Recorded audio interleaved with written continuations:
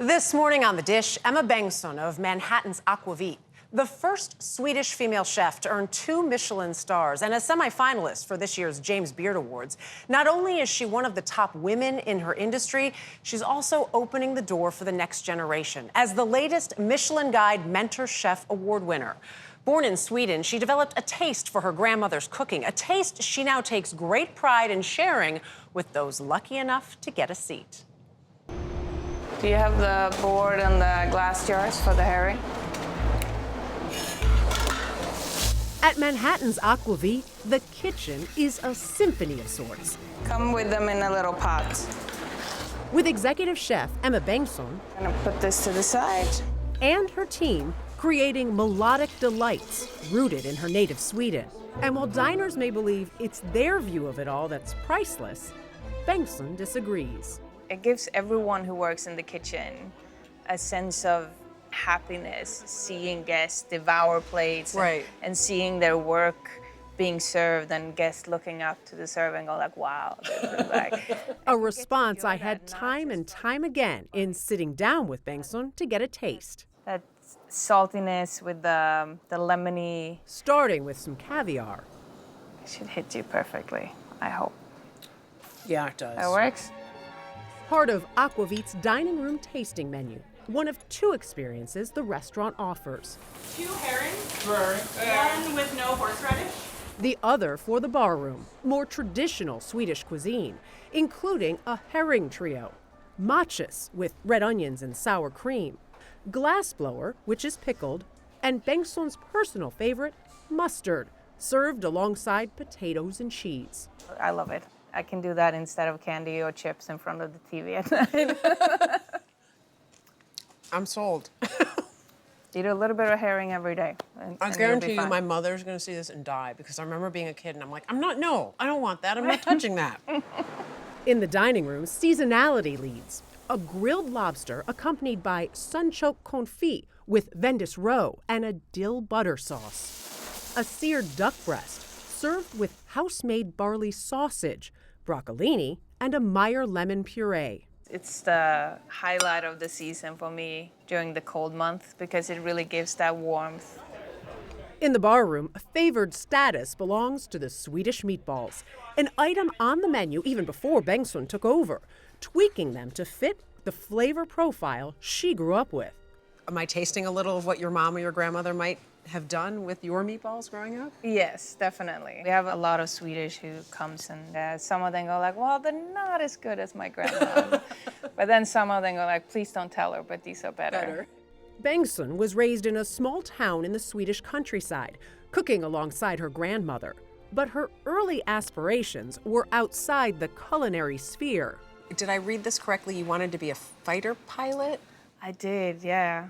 I think I was so fascinated with seeing movies about it, but the power and the speed and the adrenaline of it. She found a similar rush in the restaurant space, along with a military precision in the kitchen. She credits an internship in a 2 Michelin-starred restaurant outside Stockholm for setting her career in motion. I remember it like it was yesterday. I walked in the door and this big guy just grabbed me and said, okay, you're gonna help me. And I was like, okay, sure. Well, what are you? And he's like, I'm the pastry chef. I was like, okay. And that just changed my perspective of everything. How? I think writing everything down, recipes, planning, always staying 5 days ahead, it really worked with my control freak in me. I fell in love with that, and that's what brought me to Aquavit in New York, too. Recruited to the restaurant in 2010, she'd work as Aquavit's head pastry chef for the next 4 years, I pull it out.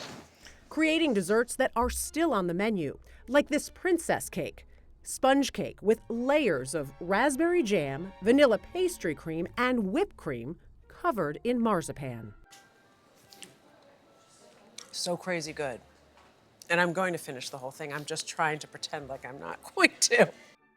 The Arctic bird's nest, a honey tulle nest with goat cheese parfait eggs dipped in chocolate atop a blueberry sorbet.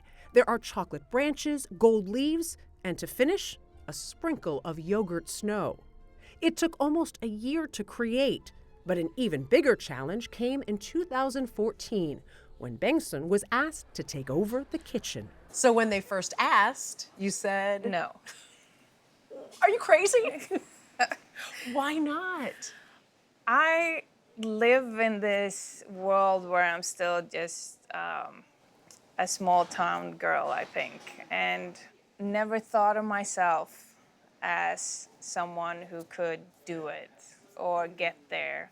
And it's still today a big struggle to realize that I'm actually doing it.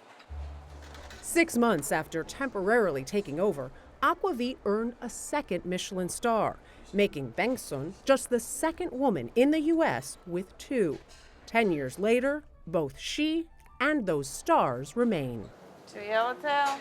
Credit, she says, to her team, and Bengtsson hopes inspiration as well. Well, it's definitely a sense of pride, but I also hope that it's a carrot, an incentive as well for the younger generation of women to have someone to look at and say, well, she did it. Yeah. We can do it. Whenever I meet people, I was like, hey, this is my phone number, this is my email, any questions, even if you just want to come in for a day, Wow. let's get the ball That's rolling. so generous. I think it's more the right way to see it. Really amazing what she's doing in helping mentor the next generation, and amazing food. We could Okay. not bring it all. It would not have transported well, even from here in New York. So you have the princess cake here, which good luck not finishing it, Okay. and the herring with the potatoes and cheese, homemade bread. It really is a beautiful experience there, and Emma is credited her team so much with what she's been able to create, and I love that about her, that it is truly, as Michelle takes a potato with her finger, eat the cake, that she really wants it to be an experience for everyone and bring everybody into it. She wants the potatoes and the herring. I know. I want that thing with the gold leaves and The yogurt. bird's nest. Yogurt snow. I'm telling you, when you eat What one of is those yogurt eggs, snow? it's yogurt that was the drizzle of the snow that is frozen enough so that it can drizzle as a snow. Right? Oh, my She God. talked about desserts wanting it to be like this light, airy thing. You don't feel overwhelmed and like, oh God, I can't eat another bite. But it's still that yumminess. Delicious. Yes. Thank you, Emma. Thank you.